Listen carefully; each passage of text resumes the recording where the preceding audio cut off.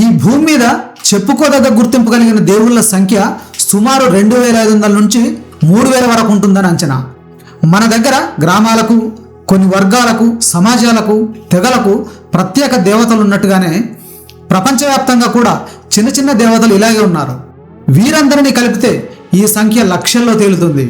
మరి ఈ దేవుళ్ళంతా ఒకేసారి వచ్చారా, లేదంటే 1, 2 అంటూ దేవతల సంఖ్య పెరుగుతూ వచ్చిందా? అసలు దేవుళ్ళు ఈ భూమిపై ఎలా ఉద్భవించారు? మానవ చరిత్రలో అత్యంత ఆసక్తికరమైన ఈ ప్రశ్నలకు ఈరోజు సమాధానాలు చూద్దాం. ఇక ఇప్పటి వరకు హ్యూమన్ ఎవల్యూషన్లో 7 ఎపిసోడ్లు పూర్తయ్యాయి. ఇందులో నేను చెప్పేవి ఏవి కూడా వ్యక్తిగత అభిప్రాయాలు కానే కావు, సొంత కవిత్వం అంతకన్నా కాదు. పూర్తిగా ఆథరైజ్డ్ బుక్స్, ప్రామాణికమైన ఇంగ్లీష్ రీసెర్చ్లు, వెబ్సైట్ల నుంచి తీసుకున్న సమాచారాన్నే మీకు అందిస్తున్నాను. అవసరమైన చోట మాత్రమే నా విశ్లేషణ ఉంటుంది. కాబట్టి మీకు ఏ విషయంలోనైనా సందేహం ఉంటే, ఇది ఇలా కాదనుకుంటా అని ఎవరైనా డౌట్ రైజ్ చేస్తే ఖచ్చితంగా ఆన్సర్ చేస్తాను, ఆధారాలు కూడా చూపిస్తాను. అలాంటి ఆధారాలతోనే ఈ ఎపిసోడ్ కూడా సిద్ధమైంది. మొత్తం 4 సబ్జెక్టులు: పురావస్తు శాస్త్రం, మానవ పరిణామం, మనస్తత్వ శాస్త్రం, ఇంకా చరిత్ర. ఈ 4 ఆధారాలతో దేవుడు ఈ భూమి మీద ఎలా పుట్టాడో మీ ముందుంచబోతున్నాను. అసలు దేవుడి అవసరం మనిషికి ఎందుకు వచ్చింది, ఫైనల్లీ మొదటి దేవుడు ఎవరు అనేది క్లియర్ కట్గా చూద్దాం. ముందుగా ఒక చిన్న ఎగ్జాంపుల్తో స్టార్ట్ చేద్దాం. ఏంట్రా నువ్వు ఒక్కడే వచ్చావు, వాడెక్కడ? ఇద్దరిని కలిసే రమ్మని చెప్పిన కదా. అదా, వాడికేదో పనుందట అందుకే రానన్నాడు. అవునా? నిన్న వాడి వాలకం చూసినప్పుడే అనిపించిందిరా వాడు రాడనే. ఇవాళ సండే కదా, లవర్ ఫోన్ చేసి ఉంటుంది, అందుకే మనకి హ్యాండ్ ఇచ్చాడు. ఈ సంఘటనను జాగ్రత్తగా అబ్జర్వ్ చేయండి. ఇందులో 2 విషయాలు ఉన్నాయి. వాడు రాలేదు అనేది నిజం, కనిపిస్తూనే ఉంది రాలేదని. సో మాట్లాడుకునే ఇద్దరికి ఈ విషయంలో క్లారిటీ ఉంది. కానీ ఎందుకు రాలేదో మాత్రం ఇద్దరికి స్పష్టత లేదు. ఇలా క్లారిటీ లేనప్పుడే మనిషి మెదడులో ఒక ఊహ పుడుతుంది. ఆ ఊహ దేని మీద బేస్ అయి ఉంటుంది? గతంలో ఇలాంటి విషయాల్లో వాడికి ఎదురైన ఎక్స్పీరియన్సెస్ ఉంటాయి కదా, వాటి మీద బేస్ అయి ఉంటుంది. ఆ ఎక్స్పీరియన్సెస్ ఆధారంగా ఏం జరిగి ఉంటుందో, ఏం జరగడానికి పాసిబిలిటీ ఉందో అన్ని కోణాల్లో థింక్ చేసి ఒక ఫైనల్ ఆన్సర్ ఫిక్స్ చేస్తుంది. ఈ కేసులో వాడు రావడం నిన్ననే అనిపించడం ఒక ఊహ, లవర్ ఫోన్ చేసి ఉంటుంది అనేది మరొక ఊహ, ఖచ్చితంగా అక్కడికే వెళ్ళి ఉంటాడనేది ఇంకో ఊహ. అంటే స్పష్టమైన సమాధానాలు లేని ప్రతి చోట ఇలా ఊహ పుడుతుందన్నమాట. సరిగ్గా ఇదే థియరీని 1,00,000 ఏళ్ల క్రితం నాటి మానవులకు అప్లై చేస్తున్నారు పరిశోధకులు. ఉన్నట్టుండి అడవి తగలబడడం మొదలైతే ఇది ఎవరో ఎక్కడో ఉండి చేస్తున్నారు. ఆకాశం నుంచి వాన కురిస్తే పైన మబ్బుల్లో ఎవరో ఉన్నారు, వారే నీళ్లు కిందకు పోస్తున్నారు. ఇలా తనకు క్లారిటీ లేని ప్రతి విషయం వెనక ఎవరో ఉన్నారని భావించడం మనిషి మొదలుపెట్టాడు. ప్రతి సంఘటన వెనక ఒక కారణం ఉంటుందని, దాన్ని చేయడానికి ఎవరో ఒకరు ఉంటారని మనిషి నమ్మడం మొదలుపెట్టాడు. ఎవరూ లేకపోతే దానంతటదే ఎలా జరుగుతుంది? ఇది అతని బలమైన ప్రశ్న. ఇలా వేలు లక్షల ఏళ్ల కాలంలో మనిషి బ్రెయిన్ ప్రతి దానికి రీజన్ వెతకడం మొదలుపెట్టింది. ఇది ఎంతగా డెవలప్ అయిందంటే ఒక సంఘటన వెనక నిజంగా ఎవరు లేకపోయినా కూడా ఎవరో ఉండొచ్చు అని ముందుగానే ఊహించే స్థాయికి చేరింది. ఈ లక్షణాన్ని పరిణామ మనస్తత్వ శాస్త్రవేత్తలు హైపర్ యాక్టివ్ ఏజెన్సీ డిటెక్షన్ అని పిలుస్తారు. ఈ స్వభావం ఎందుకు ఏర్పడిందో కూడా శాస్త్రవేత్తలు ఒక ఆసక్తికరమైన వివరణతో చెబుతారు. జాగ్రత్తగా వినండి. ఆ రోజుల్లో మనిషి అడవిలో నడుస్తూ ఉన్నాడు. పక్కన ఒక పొద కదిలింది. ఆ పొద వెనక నిజంగానే ఒక చిరుతపులి దాక్కుని ఉండొచ్చు, లేదంటే కేవలం అది గాలికి ఊగి ఉండొచ్చు. ఇప్పుడు అది గాలి అనుకొని లైట్ తీసుకున్నాడు అనుకోండి, నిజంగానే చిరుత ఉంటే ప్రాణం పోద్ది. అలా కాకుండా ముందే చిరుత ఉండొచ్చు అని ఊహించి అక్కడి నుంచి పారిపోతే ఏమవుతుంది? ఊహ నిజమైతే ప్రాణం దక్కుతుంది. ఒకవేళ అంచనా తప్పితే పోయేదేమీ లేదు కదా. పరిగెత్తినందుకు కేవలం కొంత ఎనర్జీ ఖర్చు అవుతుంది అంతే. ఇది అద్భుతమైన ఆలోచన విధానం అని బ్రెయిన్ ఫిక్స్ అవుతూ వచ్చింది. ఆ విధంగా ఏ విషయంలోనైనా సరే ముందు ప్రమాదాన్ని ఊహించడం బ్రెయిన్ మొదలుపెట్టింది, అలవాటు చేసుకుంది. ఆ థాట్ ప్రాసెసే మెదడు ప్రాథమిక సిద్ధాంతం అయిపోయింది. కీడెంచి మేలెంచు అని పెద్దలు చెప్పడం అందరూ వినే ఉంటారు. ఆ మాట ఇలా పుట్టిందే. ఇదే థాట్ ప్రాసెస్ను తన జీవితంలో జరిగే అన్ని విషయాలపై అప్లై చేస్తూ వచ్చాడని, చివరకు ప్రకృతి విషయంలో కూడా అప్లై చేశాడని సైంటిస్టుల అంచనా. ఇవాళ భూకంపం వస్తే భూమిలోని టెక్టానిక్ ప్లేట్స్ కదలికే దీనికి కారణమని మనకు తెలుసు. కానీ ఇదే భూకంపం లక్షల ఏండ్ల కిందట వస్తే ఎవరో భూమిని ఊపేస్తున్నారు అనుకున్నాడు. పిడుగు పడితే ఏదో శక్తి చేసిన పని అనుకున్నాడు. తుఫానులు వచ్చి వరదలు ముంచెత్తి సర్వనాశనం చేస్తే మబ్బుల్లో ఉండేవారికి కోపం వచ్చిందనుకున్నాడు. గాలి భీకరంగా వీస్తే మరెవరో ఆగ్రహించారని భావించాడు. ఇవన్నీ కూడా అతనికి సాధారణ ప్రకృతి సంఘటనలుగా కనిపించలేదు.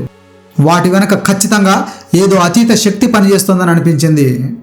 ఎందుకంటే అక్కడ అతనికి క్లారిటీ లేదు. కాబట్టి దాన్ని ప్రసన్నం చేసుకుంటే, దాన్ని ఆనందింపజేస్తే, దానికి కావాల్సింది ఇస్తే మనల్ని కష్టపెట్టదు, మనకు సంతోషం ఇస్తుంది, మనకు కావాల్సింది ఇస్తుంది అని భావించడం మొదలుపెట్టాడు.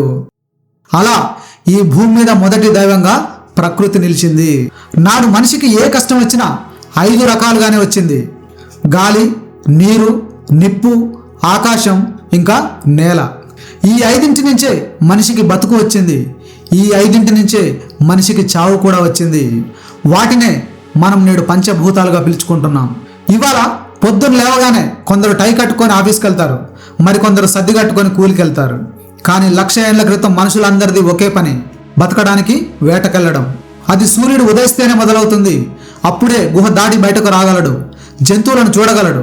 కాబట్టి ఎప్పుడు వెలుగొస్తుందా అని సూర్యుడి వైపు ఎదురు చూసేవాడు. అలా మానవుడికి మొదటి దేవుడు సూర్యుడయ్యాడు. రెండోది వర్షం. వాన పడితేనే చెట్లు మొక్కలు పెరుగుతాయి, ఆహారం దొరుకుతుంది, నదులు ప్రవహిస్తాయి, నీరు దొరుకుతుంది. ఇక గాలి లేకపోతే బతుకే లేదు.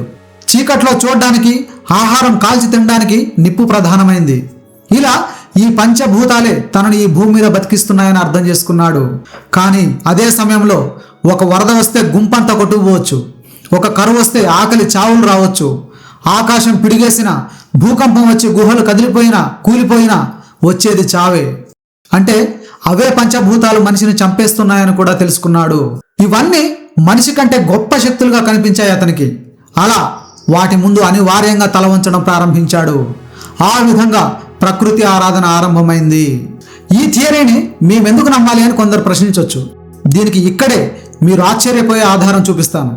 ఆఫ్రికా నుంచి 75,000 ఏళ్ల క్రితం బయలుదేరి ప్రపంచంలోని వివిధ ప్రాంతాలకు వెళ్ళిన గుంపులు మళ్ళీ దాదాపుగా కలుసుకోలేదు. అయినప్పటికీ వారందరూ ప్రకృతినే పూజించడాన్ని మీరు గమనించవచ్చు. మన భారతీయులకు సూర్యుడు దేవుడు, అటు ఈజిప్ట్లో ఉన్న వారికి కూడా సూర్యుడు భగవంతుడే. మెసపటోమియాలో ఆకాశం, తుఫానులు పవిత్ర శక్తులయ్యాయి. గ్రీసులో సముద్రం, మెరుపులు, గాలిని భగవంతుడిగా కొలుస్తారు.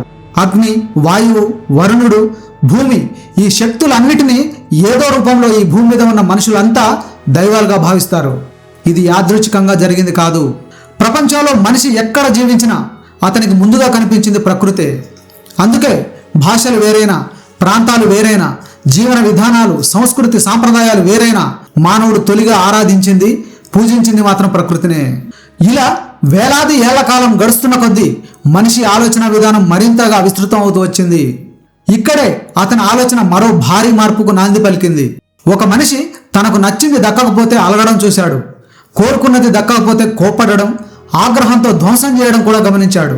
అతనికి కావలసింది దక్కితే సంతోషపడడం కూడా చూశాడు. దీన్ని పంచభూతాలకు కూడా అప్లై చేశాడు.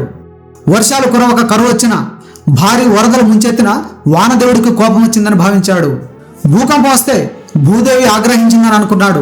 ఇలా పంచభూతాలకు ఆగ్రహం వస్తుందని భావించిన మనిషి వాటిని శాంతపరచాలని అనుకున్నాడు. దీనికి వాటికి ఏమి ఇవ్వగలడు? వాటి ముందు తలవంచగలడు. తన వద్ద ఉన్న ఆహారంలో కాస్త వాటా ఇవ్వగలడు.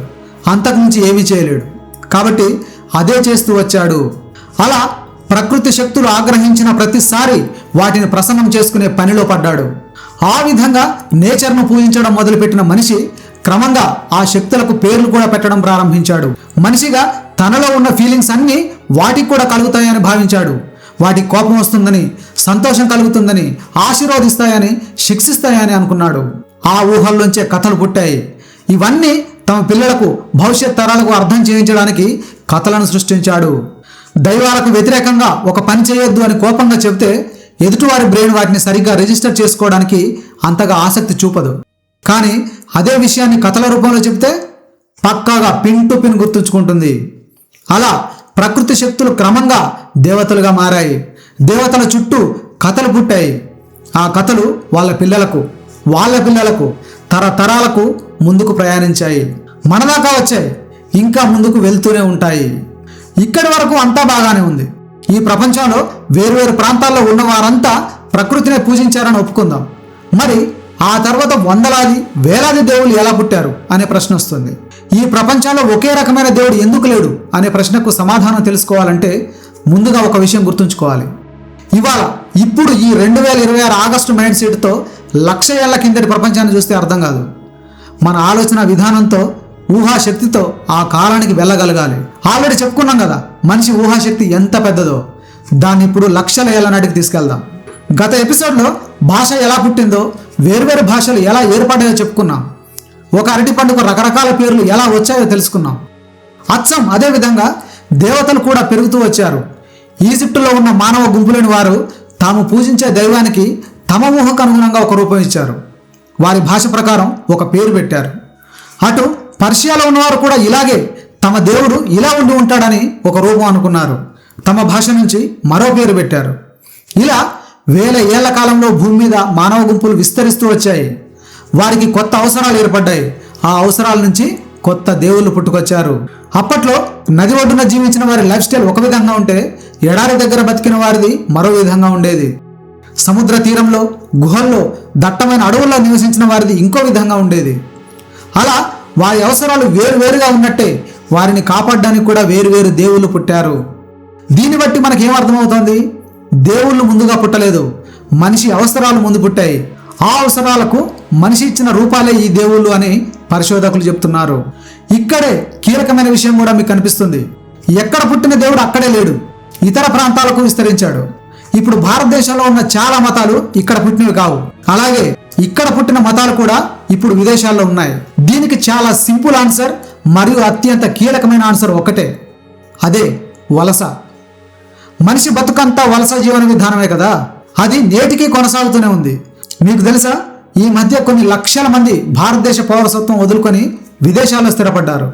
ఇప్పుడంటే ఎవరికి వాడు ఇది నా దేశం అని సరిహద్దులు ఏర్పాటు చేసుకొని, కంచెలు ఏర్పాటు చేసుకొని బతుకుతున్నారు. కానీ 1000 ఏళ్ల క్రితం ఎలాంటి కంచెలు లేవు. మనిషి బతుకు సాగిందంతా సంచార జీవనంలోనే. అలా ఒక గుంపు వెళ్తుంటే కొంత దూరం వెళ్ళిన తర్వాత అప్పటికే అక్కడ మరో గుంపు ఉంటే వారితో యుద్ధాలు జరిగాయి. కొన్నిసార్లు స్నేహాలు చిగురించాయి. ఇలా 2 గ్రూపులు కలిసిపోయినప్పుడు అనివార్యంగా వీరి దేవుడు వారిలో కలుస్తాడు, వారి దైవం వీరితో కలిసిపోతాడు. గడిచిన వేలాది సంవత్సరాల కాలంలో ప్రపంచంలోని మొత్తం దేవుళ్ళంతా ఇలాగే అన్ని సంస్కృతులకు, అన్ని ప్రాంతాలకు విస్తరించారు. 2 సంస్కృతుల దేవుళ్ళు కలిసి 3వ రకం దేవుళ్ళు కూడా పుట్టుకొచ్చారు. ఇలా పుట్టిన దేవుళ్ళలో వేలాది మంది బతికి బట్టగడితే మరికొందరు దేవుళ్ళు చచ్చిపోయారు కూడా. కానీ ప్రస్తుతం లెక్క తీస్తే ప్రపంచవ్యాప్తంగా మెజారిటీ జనం 4 మతాల్లోని దేవుళ్ళని ఎక్కువగా పూజిస్తున్నారు. వరల్డ్ పాపులేషన్ రివ్యూ అధికారిక లెక్కల ప్రకారం ప్రపంచంలో 800 కోట్ల జనాభా ఉంటే అందులో సుమారు 238 కోట్ల మంది యేసుక్రీస్తును ఆరాధిస్తున్నారు. అల్లాను 195 కోట్ల మంది మొక్కుతున్నారు. 116 కోట్ల మంది హిందూ దేవుళ్ళను పూజిస్తున్నారు. 50 కోట్ల మంది బుద్ధుడిని ధ్యానిస్తున్నారు. కానీ మీకు తెలుసా, ఈ భూమి మీద దేవుడు పుట్టింది 1,00,000 సంవత్సరాల క్రితమైతే మతం అనే భావన పుట్టింది మాత్రం కేవలం 12,000 ఏళ్ల కిందటనే. మరి ఇందులో మొదటి మతం ఏది? అది ఎందుకు పుట్టింది? మనిషికి మతం అవసరం ఏంటి అనేది రిలీజియన్ యూనివర్స్లో మొదటి ఎపిసోడ్లో చూద్దాం. మన హ్యూమన్ ఎవల్యూషన్లో ఇది 8వ ఎపిసోడ్. ఇక్కడి నుంచి రిలీజియన్ యూనివర్స్ మొదలవుతుంది. ఇది సపరేట్ బ్రాంచ్గా కంటిన్యూ అవుతూ వెళ్తుంది. అటు మెయిన్ థీమ్ హ్యూమన్ ఎవల్యూషన్ ప్యారలాల్గా నడుస్తూనే ఉంటుంది. ఇందులో వచ్చే నెక్స్ట్ ఎపిసోడ్ వ్యవసాయం. అగ్రికల్చర్ మనిషికి పట్టిన అదృష్టమా, జీవితాన్నే నాశనం చేసిన దరిద్రమా? మనిషికి ప్రశాంతతనిచ్చిందా, బానిసని చేసిందా అనేది ఆ ఎపిసోడ్లో చూద్దాం. ఫ్రెండ్స్, నాకు టీం లేదు. సమాచార సేకరణ నాదే, స్క్రిప్ట్ రైటింగ్ నాదే, వాయిస్ నాదే, ఎడిటింగ్ కూడా నాదే. అన్నీ నేను ఒక్కనే చేసుకోవాలి. అందుకే వీడియో కాస్త లేట్ అవుతుంది. అందరూ అర్థం చేసుకొని నాకు మద్దతుగా నిలుస్తారని, ఒక కామెంట్, ఒక లైక్తో ప్రోత్సహిస్తారని ఆశిస్తున్నాను. సెలవు.